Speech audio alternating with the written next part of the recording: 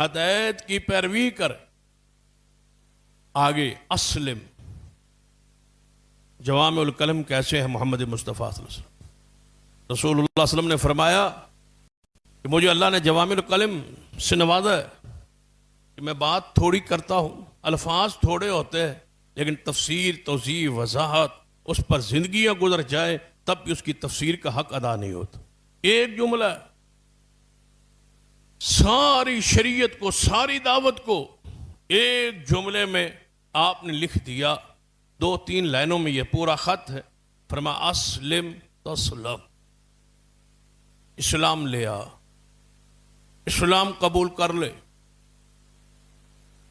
تسلم، تو سلامت رہے. اسلام قبول کر لے تو سلامت رہے گا. یہ خط کا مین سمجھے کہ دعوت اور جملہ ہے. اسلم تسلم، مان لے سلامتی ہو رہے. یہاں امام ابن حجر رحمہ اللہ نے ایک بڑا پیارا نکتہ لکھا. فرماتے ہیں کہ کیسر روم نے سارے خط کو سمجھ لیا، ساری دعوت کو سمجھ لیا، سارے پیغام کو جان لیا، لیکن یہاں غلطی کھا گیا ہے، تسلم کو نہیں سمجھ پایا. کیونکہ جب اب اس خط کے آخر پہ ہم جائیں گے تو وہ ڈر گیا، خوف کھا گیا، خط سے متاثر ہوا، مرعوب بھی ہوا، دل بھی بجھ گیا کہ یہ حق ہے، سچ ہے، دین جو دعوت دی جا رہی ہے یہ درست ہے. یہ قوم سے ڈر گیا، خوف کھا گیا کہ کہیں ایسا نہ ہو کہ مجھے قتل کر دیا جائے، مجھے مار دیا جائے. امام ابن حجر رحمہ اللہ فرماتے اگر تسلم کو سمجھ جاتا تو اس میں محمد مصطفیٰ نے ضمانت دے دی تھی کہ کلمہ پڑھ لے، اسلام قبول کر لے، تجھے کچھ نہیں کہا جائے، تو سلامتی پا جائے. جب رسول اللہ کی طرف سے گارنٹی مل جائے، ضمانت مل جائے، تو پھر کیا شک رہ جاتا. مثلا سیدنا علی کے بارے میں معروف ہے رضی اللہ تعالی کہ نبی علیہ الصلوۃ والسلام نے انہیں ہجرت کی رات یا ہجرت کے وقت ان کو ان کی امانتیں، کفار کی جو امانتیں حضور کے پاس تھی وہ ان کے حوالے، اور کیا فرمایا، یہ امانتیں ہیں کفار کو دے دینا اور آپ کی اور میری ملاقات مدینہ میں ہو جائے. اب جیسے خطرہ حضرت صدیق کو ہے، جیسے خطرہ رسول اللہ علیہ وسلم کی ذات کو ہے، وہی خطرات سیدنا علی کے لیے بھی ہے. لیکن سیدنا علی رضی اللہ تعالیٰ بے فکر ہے، ساری پریشانی ختم ہو گئی. ان کا یہ ایمان اور یقین بن گیا کہ اب مجھے کوئی کچھ نہیں کر سکتا، کہہ سکتا، اس لیے کہ رسول اللہ نے فرما دیا آپ کی اور میری ملاقات کہاں ہوگی؟ مدینہ. اس کا مطلب مدینہ میں پہنچ، رسول اللہ کی خبر ہے، رسول اللہ کی بات ہے، رسول اللہ کی گارنٹی ہے، آپ کی طرف سے ضمانت ہے. ایسے ہی کئی اور واقعات اس طرح کی احادیث میں موجود ہے کہ نبی علیہ الصلوۃ والسلام کی گارنٹی کے بعد، ضمانت کے بعد ان کا ایمان اور یقین ہو گیا. یا سراقہ بن مالک کے بارے میں آتا کہ رسول اللہ صلی اللہ علیہ وسلم کے پیچھے یہ آپ کو قتل کرنے کے لیے نعوذ باللہ آپ کا پیچھا کر رہا، لیکن جب رسول اللہ صلی اللہ علیہ وسلم کے سامنے قریب گیا تو اس کا گھوڑا زمین میں دھنسنے لگا. رسول اللہ سے دعا کی درخواست، پیچھے پلٹنے کا وعدہ کی، تو آپ نے فرمایا جاؤ، نجات تو مل گئی، لیکن فرمایا کہ جا کے بعد واپس پلٹ جاؤ، پھر کسی کو بتانا نہیں. پھر آپ نے فرمایا کہ وقت آئے گا کسرا کے کنگن اللہ تیرے ہاتھ میں پہنائے گا، کسرا کے کنگن اللہ تیرے ہاتھ میں پہنائے گا. کس کو فرمایا؟ سراقہ کو رضی اللہ عنہ. اب رسول اللہ صلی اللہ علیہ وسلم کا زمانہ ہے نبوت گزر گئے، سیدنا صدیق کا زمانہ خلافت جو ہے وہ گزر گئے، سیدنا عمر کا زمانہ خلافت میں وہ کسرا مغلوب ہوا اور وہاں اسلامی سلطنت قائم ہو. کسرا کا مال غنیمت اور کنگن مدینہ پاک میں پہنچ. تو ان دنوں میں یہ سراقہ بیمار ہو گیا، اتنا بیمار کہ بالکل چرپائی پہ لگ گیا، اور گھر والے سارے مایوس ہو گئے یا آج یا کل سراقہ اب زندہ نہیں رہے. تو سراقہ جب بیماری کی اس کیفیت میں گئے، حکیم طبیب ڈاکٹرز بلائے گئے، انہوں نے چیک کیا، سب نے مایوسی کا اظہار کیا کہ یہ نہیں بچتا. تو سراقہ نے کہا میرے بیٹو پریشان نہیں ہونا، ابھی تک مجھے اللہ کی قسم موت نہیں آ سکتی. فرمایا وہ کیوں؟ آپ کی طبیعت صحت یہ بتلا رہی ہے کہ آپ زیادہ دیر زندہ نہیں رہیں گے. فرمایا رسول اللہ نے فرمایا تھا کسرا کے کنگن اے اللہ تبارک و تعالیٰ سراقہ تیرے ہاتھ میں پہنائے گا. ابھی کسرا مغلوب ہوا نہیں، اس کے کنگن میں نے پائے نہیں. جب تک میں کنگن نہیں پہنوں گا اس وقت موت نہیں آ سکتی، کیونکہ رسول اللہ کی طرف سے ضمانت ہے، رسول اللہ کی طرف سے گارنٹی ہے، رسول اللہ کی طرف سے خبر. یعنی اتنا ایمان اور اتنا یقین تھا. اس طرح کے بیسیوں واقعات احادیث میں موجود ہے. تو امام ابن حجر فرماتے ہیں کہ اگر کیسر روم اس بات اس جملے تسلم کے جملے کی تہ میں پہنچ جاتا کہ تو سلامتی پا جائے گا، تو اس سے جب ہم دوسرے کو سلام کہتے ہیں السلام علیکم، تو کا معنی کیا ہوتا؟ کہ تیری جان، تیرا مال، تیری عزت میری ذات سے محفوظ ہے. یہ الگ بات ہے کہ ہم سلام کی روحانیت پہ غور نہیں کرتے، سلام دے کے عزت لوٹتے، تعلقات بنا کے، دوستی بنا کے عزت کو لوٹتے، مال کو لوٹتے. السلام علیکم کا معنی یہ ہے کہ میری ذات سے تیری جان، تیری عزت، تیری غیرت، تیری عزت، تیرا مال مجھ سے محفوظ ہے. میری طرف سے تجھ پر سلامتی ہے، میری طرف سے تجھے خیر کی خبر آئے گی، میری طرف سے تجھے کوئی قدم، کوئی تکلیف نہیں پہنچے گی. یہ گارنٹی ہے اس السلام علیکم. اسلم تسلم، رسول اللہ نے گارنٹی دے دی تھی کہ تو محفوظ رہے گا، بچا رہے گا، سلامتی پا جائے گا. لیکن وہ اس جملے کی تہ اور گہرائی پہ نہیں پہنچا. جبکہ اس کا پوری تفصیل توضیح آپ پڑھیں گے تو حیران ہو جائیں گے کہ کیا کمال ہے کہ رسول اللہ علیہ وسلم کی بات کو کیسے وہ سمجھ رہا. اور یہ خط کیوں ہے ایک اور لحاظ سے بھی قابل غور ہے کہ کیسر روم بادشاہ کا وقت کا حاکم ہے، مذہباً عیسائی ہے، کافر ہے. اور دوسری طرف جو نمائندہ اہل مکہ میں سے ہرقل کے دربار میں کھڑا ہے، وہ کون ہے؟ وہ سیدنا ابو سفیان رضی اللہ عنہ، صحابی رسول ہیں. لیکن جب یہ کھڑے تھے اس وقت یہ مسلمان نہیں.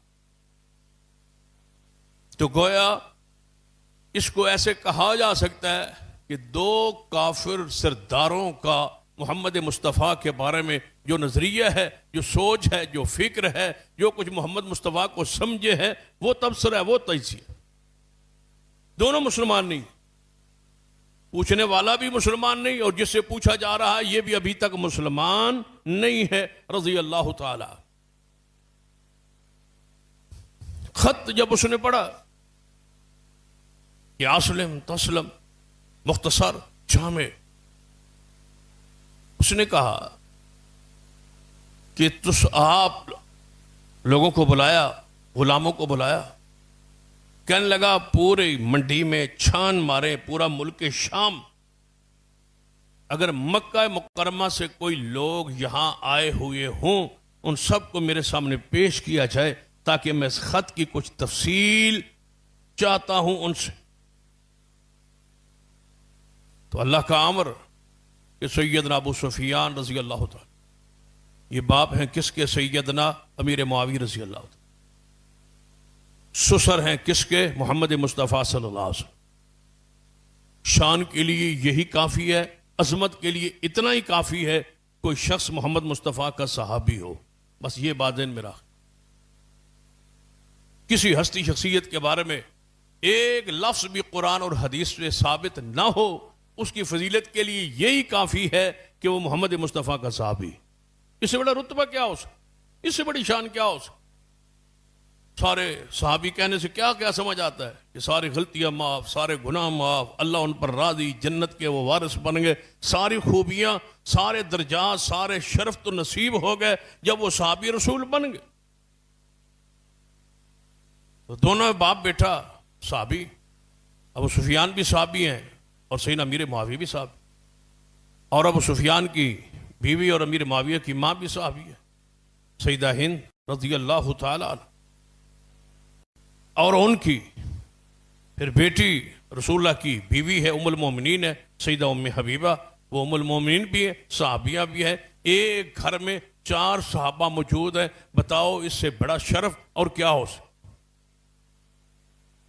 اس سے بڑا رتبہ کیا ہے؟ بڑی عظمت کیا ہو سکتا؟ تو ذرا غور کریں، نبی رحمت صلی اللہ علیہ وسلم کا یہ خط، اس کی تفصیل جاننے کے لیے کہتا ہے بلاؤ کوئی ملک شام میں کوئی وفد، کوئی گروہ، کوئی بندے آئے ہو۔ تلاش کیا،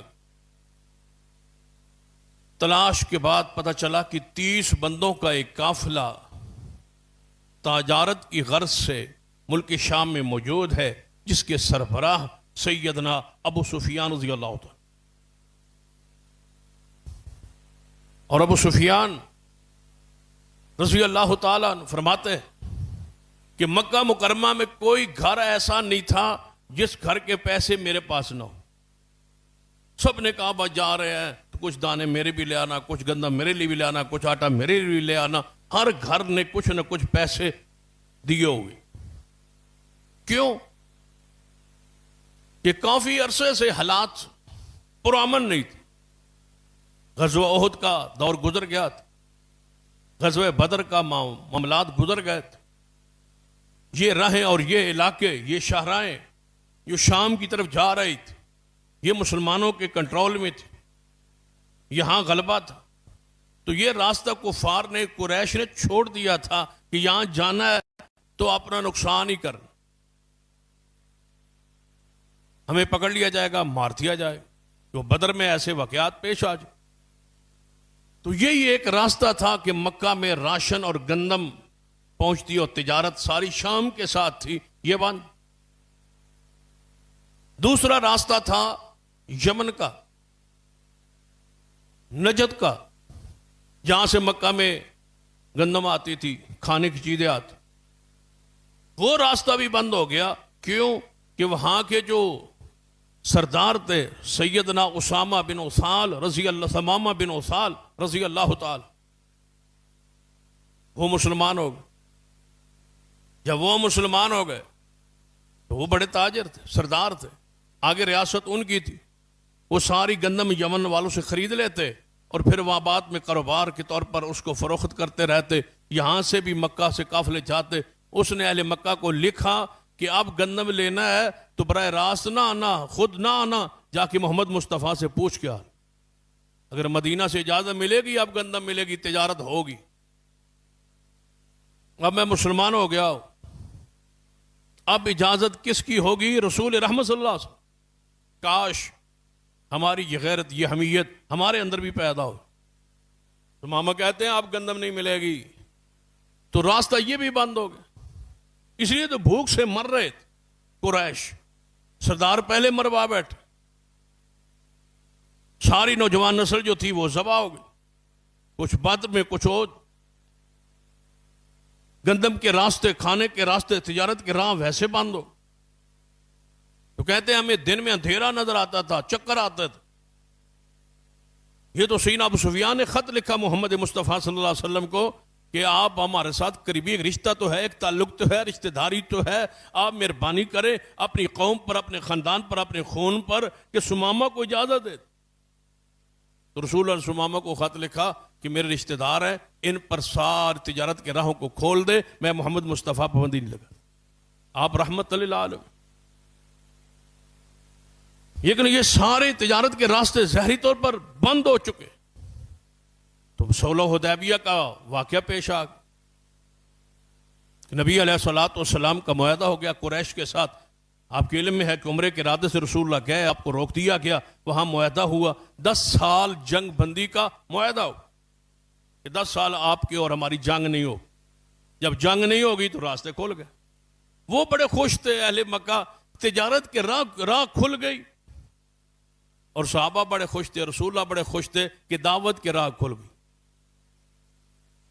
اب یہ کسی کو روک نہیں سکتے، قبیلے کے قبیلے مسلمان ہونا چاہتے تھے. اذا جاء نصر اللہ والفتح ورأیت الناس يدخلون فی دین اللہ افواجا. فوجی کی فوج اسلام میں آنا چاہتی تھی. ایک کافروں سے ڈرے ہوئے سہمے ہوئے کہ نکلیں گے تو مار دیا جائے گا, نکلیں گے تو یہ ہو جائے گا. ساری وہ جب خوشخبری پھیلی کہ جنگ بندی کا اعلان ہو گیا, 10 سال نہ رسول اللہ کی طرف سے نہ قریش کی طرف سے کوئی جنگ نہیں ہے, تو پھر قبیلے کے قبیلے اسلام میں داخل ہونے لگے. دعوت کی راہیں کھل گئیں. آپ جہاں چاہیں واز کریں, جہاں چاہیں نصیحت کریں, جہاں چاہیں دعوت دیں, اسلام کو دین کو پیش کریں, راہیں کھل گئی. یہ اصل ترتیب ہوتی جماعتوں پر, تنظیموں پر, یہ اپنے لیے تبلیغ کی راہوں کو آسان کرنا اور کھول, کس کس کے ساتھ تعلقات ہوں, کس کس کے ساتھ معاملات ہوں, تو راستے کھل سکتے تاکہ لوگوں تک دین پہنچے, اسلام پہنچے. یہ نبی علیہ السلام کی رشتہ داریاں پڑھ لیں, حضور کی ازواج مطہرات, جہاں جہاں رسول اللہ کے رشتے ہوئے, جن جن قبائل میں رشتے ہوئے, ان کی بنیاد یہی تھی کہ یہاں رشتہ داری بنے گی, اس قبیلے میں اسلام کی دعوت پہنچانا آسان ہو جائے.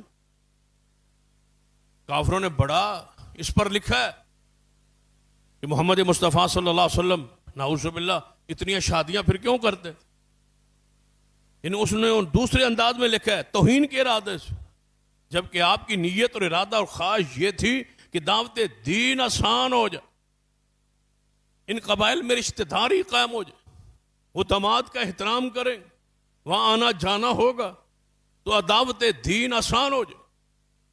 صرف رشتہ داری جوڑنا مقصود نہیں تھا, دین پہنچانا مقصود. سارے وہ ذرائع ابلاغ, ساری وہ دعوت دین کے لیے جو راہیں مسدود ہو چکی تھی, ان کو آسان کیا جا رہا ہے. محمد مصطفیٰ کی یہ سنت, یہ آپ کا طریقہ ہے, آپ کا منہج. تو ابو سفیان رضی اللہ تعالیٰ جب یہ موقع غنیمت سمجھا کہ بھائی لڑائی جنگ بندی ہو گئی ہے, صلح ہو گئی ہے, 10 سال کوئی فکر نہیں ہے, اب شام کی طرف جاتے ہیں. وہ شام کی طرف سفر کے تجارت کے لیے پہنچا, پیچھے سے محمد مصطفیٰ کا خط پہنچا, تلاش کرو بھائی. تلاش کیا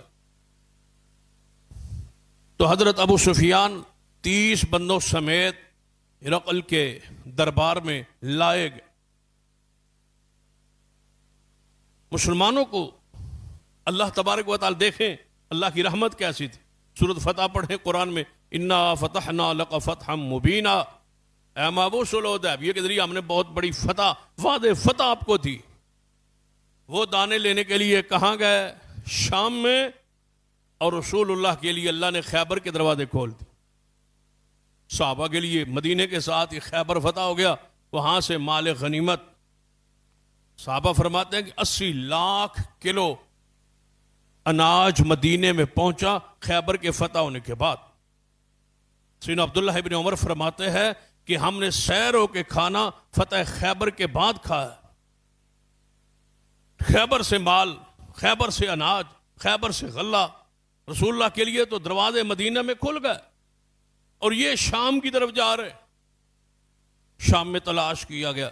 سیدنا ابو سفیان رضی اللہ عنہ فرماتے ہیں کہ میرے ساتھ 30 ساتھیوں سمیت مجھے کیسر روم کے دربار میں بلا لیا گیا, میں وہاں پر. تو کیسر روم نے کہا ایک ترجمان لایا جائے, کیونکہ میں عربی زبان نہیں جانتا, ایک عربی زبان جاننے والا, کیونکہ ان کی زبان عبرانی تھی. ترجمان لایا جائے جو میری بات سنے اور ان تک پہنچائے, اور ان کی بات سنے مجھ تک آپ پہنچائے. ایک ترجمان لایا, ترجمان لایا. اس نے کہا کیسر روم نے کہ سب سے پہلے ان سے یہ بات پوچھی جائے, ایکم اقرب نسبا بہذا الرجل الذی یزعم انہ نبی. ان سے پوچھا جائے کہ تم میں سے رشتے کے لحاظ سے, خون کے لحاظ سے, نسب کے لحاظ سے محمد مصطفیٰ کے سب سے زیادہ قریب کون ہے؟ ہم میں سے رشتے کے لحاظ سے, خون کے لحاظ سے. الذی یزعم انہ نبی, وہ شخص, وہ ہستی جو دعوے دار ہے کہ میں اللہ کا نبی ہوں, اس کا رشتہ دار آپ میں سے خون کے لحاظ سے سب سے زیادہ قریب کون ہے؟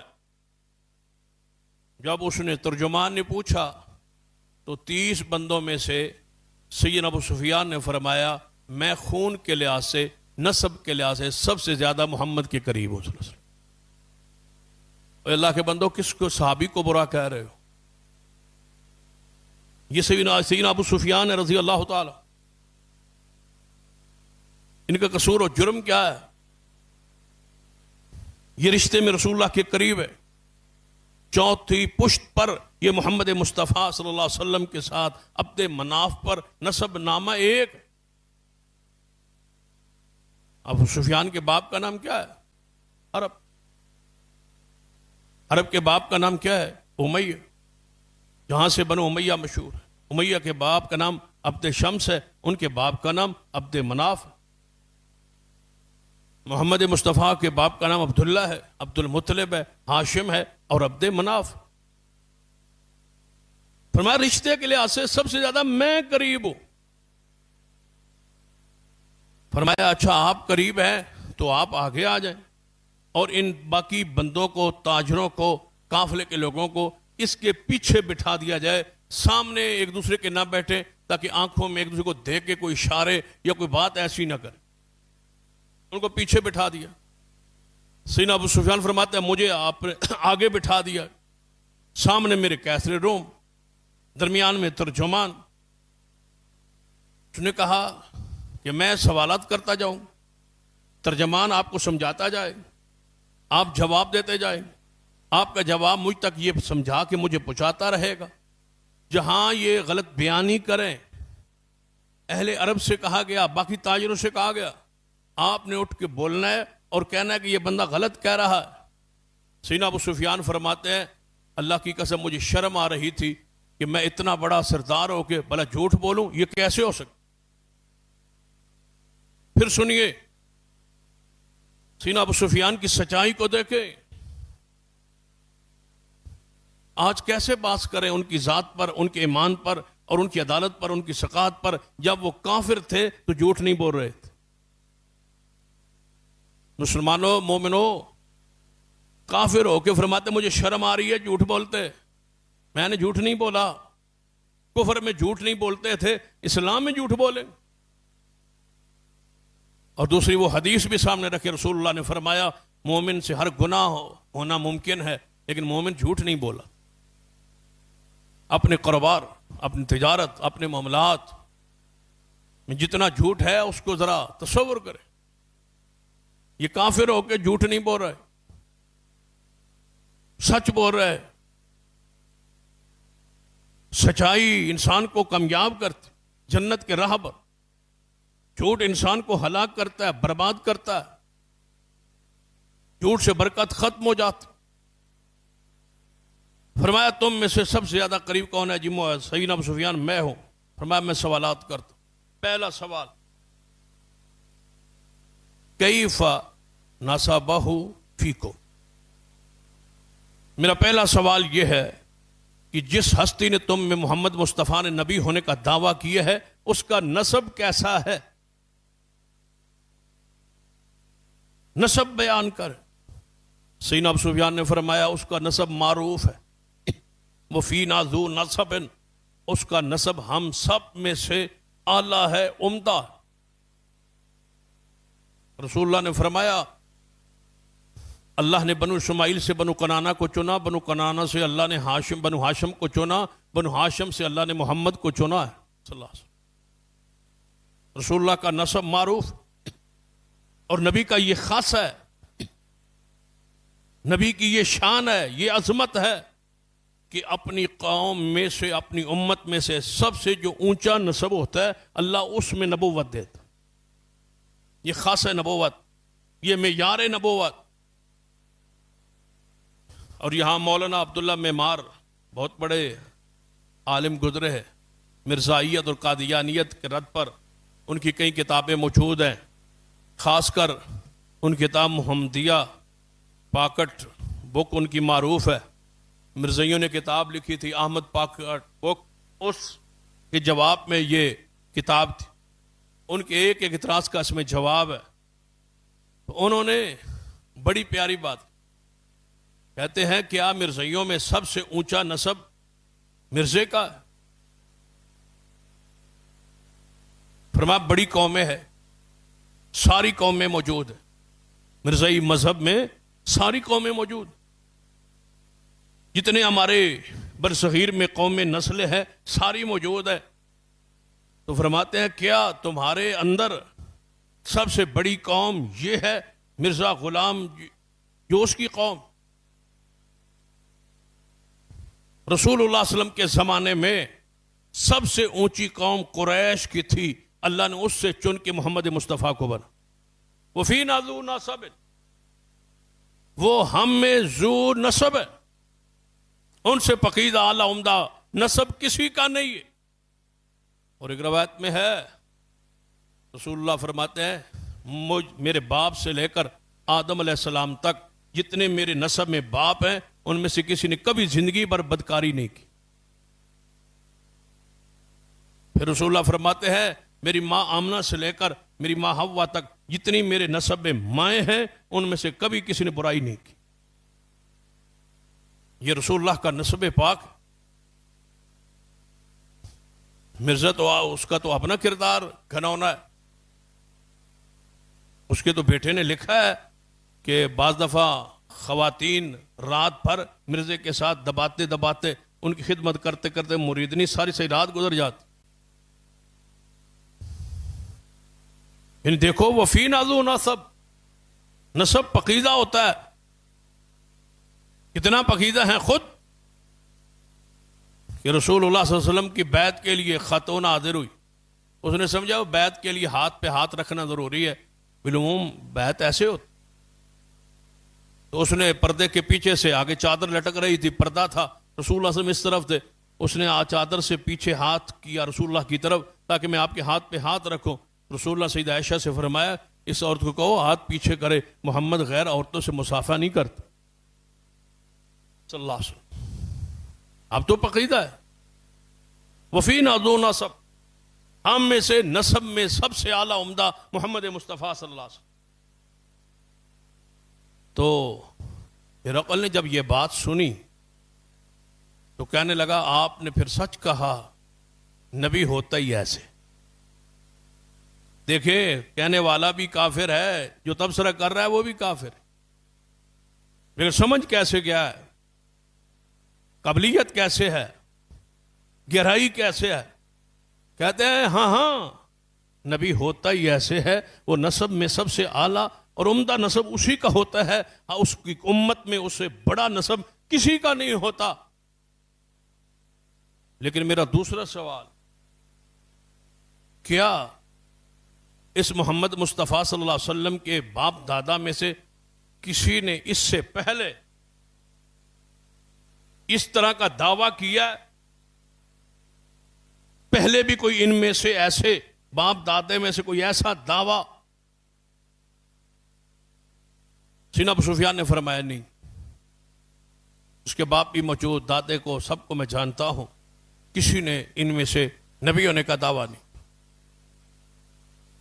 تو ہرقل نے کہا پھر سن لو، اگر تو کسی نے دعویٰ کیا ہوتا پہلے تو پھر میرے ذہن میں یہ بات آ سکتی تھی، یہ خیال ہو سکتا تھا کہ یہ اسی راہ پر چل رہا ہے کہ میرا باپ میرا دادے نے ایسا دعویٰ کیا ہے میں بھی دعویٰ کروں۔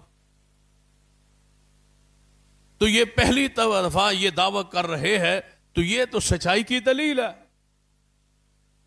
اچھا یہ بتاؤ، تیسرا سوال ہے میرا کہ اس نبی کے باپ دادے میں کوئی بادشاہ گزرا ہے؟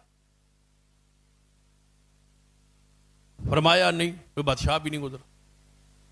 اس نے کہا اگر کوئی بادشاہ گزرا ہوتا تو میں یہ جانتا سمجھتا کہ شاید اپنے باپ دادے کی بادشاہی نبوت کے بہانے، نبوت کی آڑ میں، نبوت کے پردے میں یہ بادشاہی واپس لینا چاہتا ہے، لہٰذا یہ بھی اس کی سچے ہونے کی دلیل ہے۔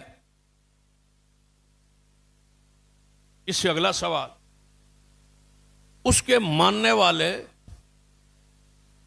کوئی بڑے جاگیردار، سرمایہ دار، کوئی بڑے مالدار یا ضعیف کمزور مالی لحاظ سے کمزور لوگ ہیں؟ کہنے لگا اس کے شروع میں ایمان لانے والے انتہائی کمزور، سوائے ایک آدھ چند کے بالکل کمزور ہے، ہمارے غلام کمزور لوگ مالی لحاظ۔ فرمایا اگر تو اس کے مالدار دوست ہوتے، مالدار بڑے بڑے لوگ ہوتے تو سمجھا جا سکتا تھا کہ ان کے ورغلانے پر نعوذ باللہ یہ بڑے لوگوں کا اکٹھ ہو گیا جنہوں نے اس کو پیش کیا سرداری کے لیے، لہذا غریب لوگ اس بات کی دلیل ہے کہ سچے نبی کے ساتھ شروع میں ایسے ہی لوگ ہوتے، رسول اللہ صلی اللہ علیہ وسلم کے ساتھ ایسے ضعیف اور غریب لوگ، اجنبی لوگ جنہوں کو بڑا عزت معاشرے میں ظاہری طور پر نہ ہو، ایسے ہی لوگ ہو، اور ایسے ہی لوگ کام کے ہوتے۔ رسول اللہ نے فرمایا کچھ بندے ہوتے ہیں معاشرے میں جن کی ظاہری طور پر معاشرے میں کوئی حیثیت نہیں ہوتی، لیکن اللہ کا اتنا درجہ ہوتا ہے رب پر قسم اٹھا لیں اللہ ان کی قسم پوری کر دے۔ اس لیے رسول اللہ نے فرمایا یہ اسلام اجنبی لوگوں سے شروع ہوا تھا، پھر وقت آئے گا اجنبی کی طرف یہ چلا جائے گا۔ اجنبیوں کو مبارک ہو، طوبیٰ للغرباء، ان اجنبیوں کو مبارک ہو وہ مالداروں سے 500 سال پہلے جنت میں چلے جائیں۔ یہ اسلام کمزور، ان کو حقیر نہ جانا، حقیر نہ سمجھا جائے۔ میں اچھا یہ بتائیں اس محمد مصطفیٰ صلی اللہ علیہ وسلم کے ساتھی روزانہ کم ہو رہے ہیں یا بڑھ رہے؟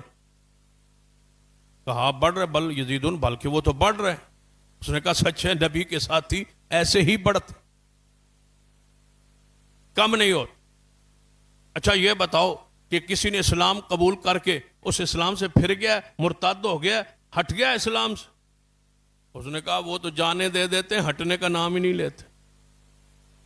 اس نے کہا یہی سچے دین کی دلیل ہے، جو اس کو جان لے، جو اس کو سمجھ لے وہ ہٹتا نہیں، لیکن شرط ہے جان لے، نہ جانے تو الگ بات، جان لے تو ہٹنا ناممکن ہے، ایسے جیسے آگ میں چھلانگ لگانا ناممکن ہے۔ اسلام کو قبول کر لینے کے بعد، اس کے ذائقے کو لے لینے کے بعد، اس کی مٹھاس کو چکھ لینے کے بعد پیچھے ہٹنا ناممکن ہے۔ صحابہ نے کیوں مارے گئے؟ سولیوں پہ لٹک، جسم کے انگ کٹوائے، انگارے جسم پہ برداشت کیے، لیکن ہٹے نہیں۔ وہ ذائقہ چکھ لیا، وہ ذائقہ لے لیا تھا، وہ مٹھاس چکھ لی جو ہمیں آج تک محسوس نہیں ہوئی۔ وہ پتہ کب ہوتی ہے؟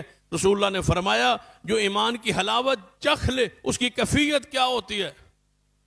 رضیت باللہ ربا، وہ اللہ کے رب ہونے پر راضی ہوتا، وہ اللہ کے رب ہونے پر راضی ہو جائے، اس کو کسی کی ضرورت نہیں ہے، کوئی مشکل نہیں ہے، کوئی مشکل کشا، کوئی حاجت روا، کوئی نفع و نقصان کا مالک، کوئی بگڑی بنانے والا، کوئی غوث، کوئی داتا، کوئی غریب نواز رب کے سوا نہیں ہے۔ وہ اللہ کے رب ہونے پر راضی ہے۔ میرے سارے کام، میری ساری بگڑیاں کون بنائے گا؟ اللہ بنا۔ رضیت باللہ رب۔ تھوڑی سی تکلیف آئے تو در در کی ٹھوکریں کھائے، وہ اللہ کے رب ہونے پر کیسے راضی؟ وبالاسلام دین، اور دین کے اسلام، دین اسلام ہونے پر وہ راضی رہے کہ مجھے کسی بدعت کی، کسی خرافات کی کوئی ضرورت نہیں ہے۔ وہی دین کافی ہے جو محمد مصطفیٰ کامل ہوا، مکمل ہوا، اور محمد کے نبی ہونے پر راضی۔ میرا کوئی امام، میرا کوئی مطاع، میرا کوئی پیشوا نہیں ہے سوائے محمد مصطفیٰ۔ اب قیامت تک سارے جو آئیں گے غلام آئیں گے بس۔ اور یاد رکھیے یہ ختم نبوت کا تقاضا ہے کہ قیامت تک جو پیدا ہوگا وہ محمد کا غلام پیدا ہوگا بس۔ اب نبی پیدا نہیں ہو سکتے، رہبر پیدا نہیں ہو سکتے، اب امام پیدا نہیں ہو سکتے۔ یہ فقہ کے، یہ دین کے امام نہیں ہے، یہ فقہ کے علم کے امام ہیں، دین اور شریعت کے امام محمد مصطفیٰ صلی اللہ علیہ وسلم۔ آپ پر نبوت ختم ہے، آپ کی اطاعت، آپ کی رسالت، آپ کی شریعت، آپ کی اتباع، آپ کی اطاعت آج تک ہے اور قیامت تک۔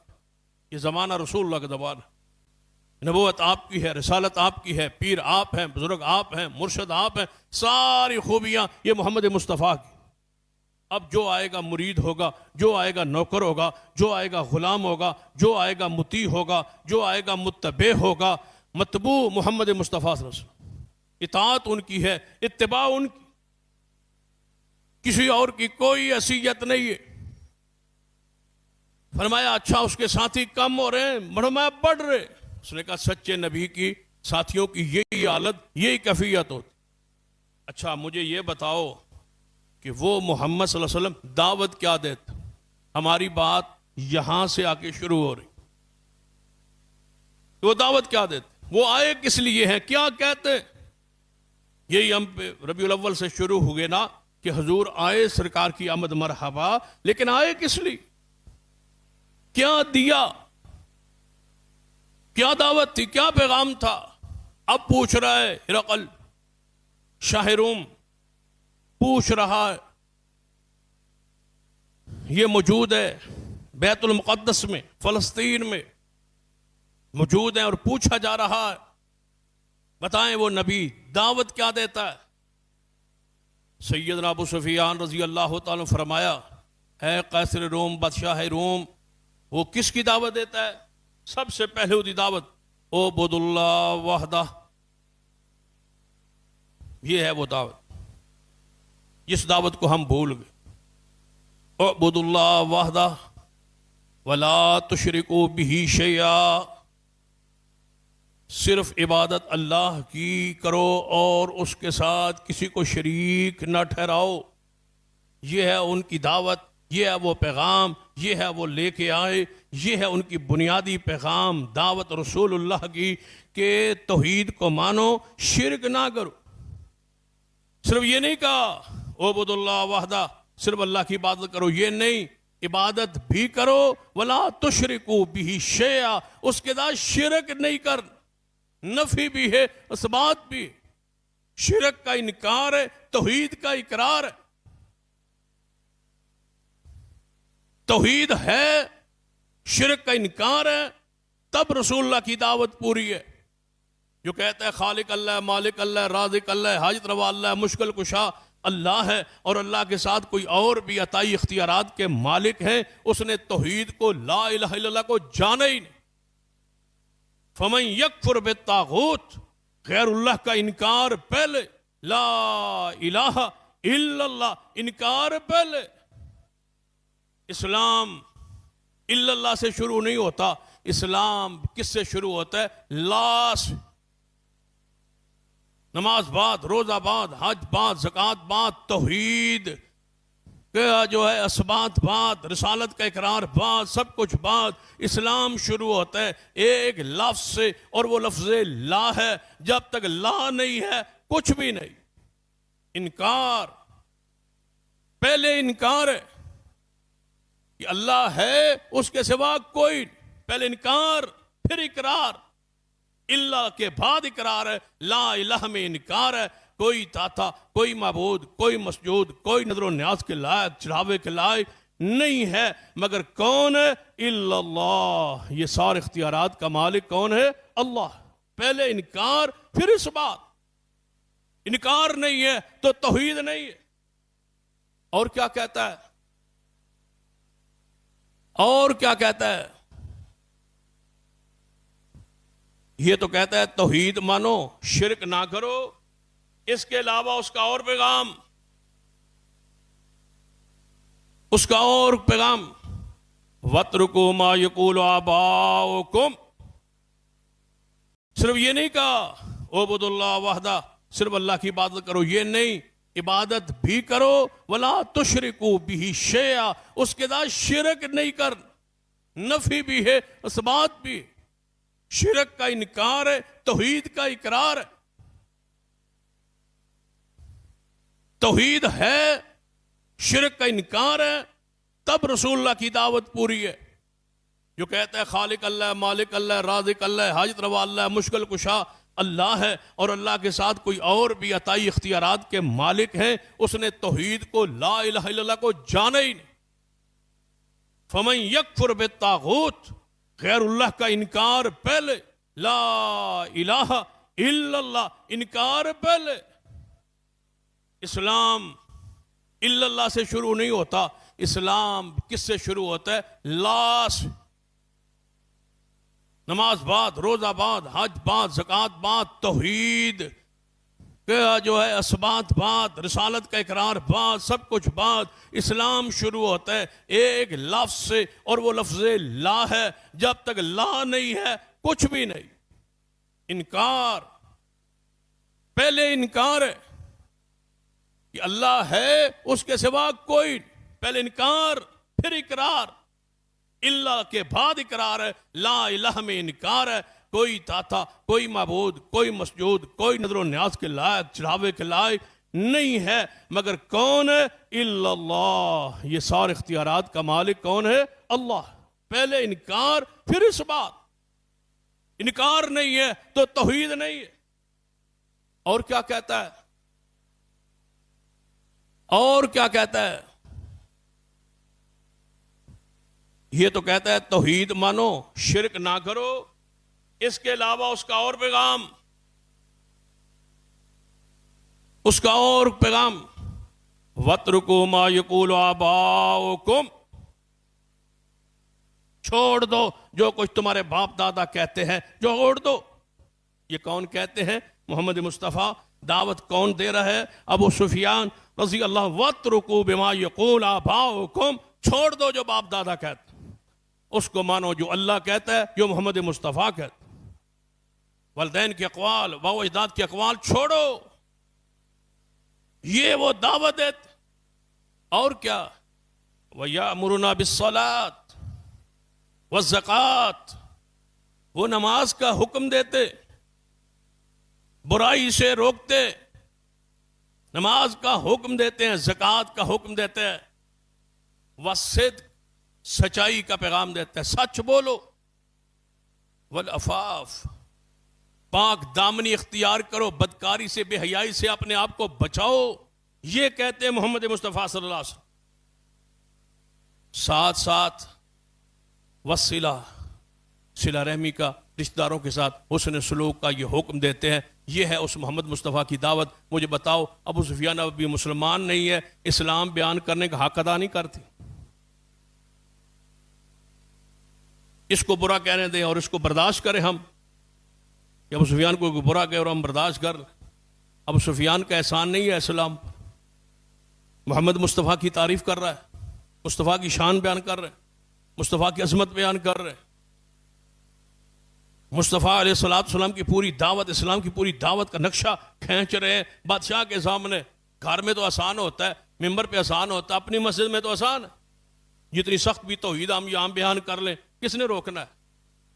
جتنا سخت مسئلہ کر لیں، ہمیں کون روک؟ لیکن بادشاہ کے سامنے جا کے وہ کہنا جو بادشاہ کے مذہب کے، سوچ کے، عقیدے کے خلاف ہے. اتنے بڑے انسان کو کوئی برا کہے، جو کافر کفر میں رہ کے محمد مصطفیٰ کی تعریف کر رہا ہے. اسلام تو لائے ہی لائے. فرماتے ہیں کہ جب میں نے یہ ساری کچھ بات کی تو کیسر روم نے سب کچھ سن کے کہا کہ سچے نبی کی یہی دعوت ہوتی، سچے نبی کی یہی دعوت ہوتی ہے. کاش میرے پاس ایسے ذرائع ہوں کہ میں روم کا بادشاہ یہاں سے چل کے محمد کی زیارت کروں. جا کے صلی اللہ علیہ وسلم، میں جا کے زیارت کروں اس رسول اللہ صلی اللہ علیہ وسلم، اور جتنے دن اس کے پاس رہوں. کروں کیا؟ کھولیے صحیح البخاری، خط ہے رسول اللہ کا. دعوت کے اثرات دیکھیں. دعوت دیجیے تو صحیح، زبان کھولیے تو صحیح. کوئی نقطہ کسی وقت کسی کے سمجھ میں آ سکتا ہے. کیسر روم کیا کہتا ہے؟ میرے پاس وقت ہو، ایسے مجھے موقع ملے تو میں اس محمد مصطفیٰ کے پاس جاؤں، اس کی زیارت دیدار کروں. اور آگے کیا کہتا ہے؟ جب تک ان کے پاس رہوں اس محمد کے پاؤں دھوتا رہوں. روم کا بادشاہ پاؤں دھونے کے لیے تیار ہے. کس کے؟ محمد مصطفیٰ صلی اللہ علیہ وسلم. تو پھر سن لیجیے، بادشاہ میں وہ بادشاہت میں، حکومت میں وہ لذت نہیں ہے جو محمد کے پیروں کو دھونے میں لذت اور سکون. یہ وہ غلامی ہے. میری یہ خواہش ہے، یہ میری چاہت ہے، یہ میری طلب ہے کہ مجھے یہ اللہ اعزاز دے، یہ شرف مجھے بخشے کہ میں اس محمد مصطفیٰ صلی اللہ علیہ وسلم. تو اس نے کہا اے میرے وزیروں مشیروں، سنا ہے خط، جان لیا ہے محمد مصطفیٰ کے بارے میں، اب مجھے مشورہ دو کیا کروں؟ میں تو چاہتا ہوں اس محمد مصطفیٰ صلی اللہ علیہ وسلم کے پاس جایا جائے، اس کو مان لیا جائے۔ وزیر مشیر سارے بگڑ، وزیروں مشیروں کی یہی حالت کیفیت ہوتی ہے، یہ سارے بگڑ گئے، کہتے ہیں یہ کیا ہوا؟ اٹھ کے باہر نکلنے لگے۔ اس نے کہا میں آپ کو آزما رہا تھا، یہاں کے ڈر اور خوف محسوس کیا، حکومت کے لالچ و طمع میں، کہتا ہے میں نے تو آزمایا تھا آپ کو، ذرا ان کو باہر بھیجو، ابو سفیان اور ان تاجروں کو ذرا باہر بھیجو۔ جب باہر آئے ابو سفیان کہتا ہے اللہ کی قسم میرے دل میں بھی محبت اسلام کی آ گئی تھی، اس وقت آ گئی تھی، لیکن باہر آ کے کہتا ہے اور بات سنو یار تاجروں، جو ہے نا یہ ابن قبشہ محمد مصطفیٰ صلی اللہ علیہ وسلم کو دیکھیں نا، باہر آ کے کیا کر رہا ہے، اندر کیا کہہ رہا تھا، باہر کیا کہہ رہا ہے۔ یہ ابن قبشہ جو ہے نا، یہ حلیمہ سعدیہ کے خاندان کی طرف اشارہ کر رہا ہے جہاں محمد مصطفیٰ نے دودھ پیا ہے۔ یہ ان کا یعنی اپنے عبداللہ کا باپ عبداللہ کا ذکر نہیں کر رہا، حلیمہ سعدیہ کے خاندان کا، یہ ان کا دودھ پیا ہے اس نے محمد صلی اللہ علیہ وسلم نے۔ اس کی بات تو زور پکڑ گئی ہے، جس سے وقت کا بادشاہ بھی ڈر رہا ہے، یہ ہے محمد صلی اللہ علیہ وسلم۔ تو اگلی بات جو کہنے والی ہے، جس پہ بات میں ختم کرنا چاہتا ہوں، کیسر روم نے کیا کہا، اگر یہی حالت بادشاہ ہو، وزیروں مشیروں، سن لو، میں نے محمد مصطفیٰ کے خط سے تاریخ سے جو کچھ سنا، جو کچھ متاثر ہوا، جو کچھ میرے بات علم میں آئی ہے، جس کی تہ گہرائی تک میں پہنچا ہوں، میں نجومی بھی ہوں، نجومی پن ساری چیزوں کو میں جانتا پہچانتا ہوں اور ساری چیزیں میں سمجھتا ہوں۔ میں جس بات تک پہنچا ہوں وہ یہ ہے کہ ان قریب اس محمد کی حکومت شام میں بھی ہوگی، یہاں حکومت ہو۔ کیوں؟ کہ محمد مصطفیٰ نے کہہ دیا تھا خندق کے موقع پہ، خندق کا جو موقع ہے نا، میں سمجھتا ہوں کہ بدر کا احد کا موقع اور ہے، خندق کھودنا اپنے دفاع کے لیے، یہاں کافر دشمن داخل نہ ہو جائے، ظاہری طور پر یہ کمزوری تھی، لیکن اللہ نے اس میں کتنی جرات اور ہمت رکھی تھی کہ خندق کھود رہے تھے، ایک چٹان رسول اللہ صلی اللہ علیہ وسلم نے اس پر کدال مارا اور فرمایا مجھے شام کے محلات دکھا دیے گئے، شام تک محمد کی حکومت آ کے رہے گی۔ اتنا بڑا دعوت، اس کا مطلب ہے شرط کیا ہے کہ یہ خوبیاں موجود ہوں۔ ہرقل نے کیا کہا، یہ خوبیاں جس میں موجود ہوں، توحید، اب ہم میں توحید نہیں۔ آج فلسطین میں جا کے دیکھ لیں جو حالت کیفیت ہے، لوگ کہتے ہیں، پوچھتے ہیں بھئی وہ حماس نے وہ حملہ کر دیا، پہلے اس نے حملہ کر دیا، اس کے بعد جب طاقت نہیں تو حملہ کیوں کیا؟ کہاں لکھا ہے کہ طاقت ہو تو حملہ کر؟ قرآن کیا کہتا ہے، وَأَعِدُّوا لَهُم مَّا اسْتَطَعْتُمْ، جتنی تمہاری طاقت ہو، جتنی میسر ہو، طاقت ہو، اتنی تیاری کرو۔ لیکن دوسری طرف فرمایا ادخلوا فی السلم کافہ، اسلام میں پورے داخل ہو جاؤ، اسلام کی کمی گوارا نہیں، اسلحہ کی کمی گوارا ہے، تعداد کی کمی گوارا ہے، تھوڑے بھی ہوگے تو غالب آ جاؤ گے۔ اگر میں اپنے امر کرنا چاہا تو میں مابیلوں سے بھی کام لے لیتا ہوں، ایک شرط ہے تم اسلام میں پورے ہو جاؤ۔ اسلام کی کمی گوارا نہیں، اسلحے کی کمی اسلام میں گوارا ہے، تعداد کی کمی گوارا ہے۔ ہماری نظر تعداد پر، اسلحہ پر ہے، توحید پر، دین پر، اقامت صلاۃ پر نہیں ہے۔ روم کا بادشاہ کہتا ہے یہ خوبیاں اگر محمد مصطفیٰ میں ہوں گی تو وہ غالب آ جائیں گے۔ آج بھی میں کہتا ہوں فلسطین میں غلبہ اسی صورت میں ہو سکتا ہے کہ توحید خالص ہو، شرک نہ ہو، نماز کی پابندی ہو، بے حیائی فحاشی مسلمانوں میں نہ ہو، تو آج بھی غلبہ ہو سکتا ہے۔ غلبے کے لیے اسلام پورا ہو، مجاہدین میں اسلحہ نہیں، بندے نہیں، اسلام اسلام اسلام کے لیے ہے ادخلوا فی السلم کافہ، جہاد کے لیے ہے اعدوا لہم ما استطعتم، جتنی طاقت ہے اتنی تیاری کرو، آگے میرے سپرد کر دو، فتح شکست میرے ہاتھ میں ہے، تمہارے ہاتھ میں۔ کب ہم زیادہ تھے، قلیل تھے، غالب آتے گئے۔ آج بھی اگر یہی امام پیدا ہو جائے تو اللہ کی نصرت اور مدد آج بھی نازل ہو سکتی ہے۔ اللہ سے دعا ہے اللہ ہمیں عمل کی توفیق عطا فرمائے۔ اقول قولی ھذا واستغفر اللہ لی ولکم ولسائر المسلمین وآخر دعوایا الحمد للہ رب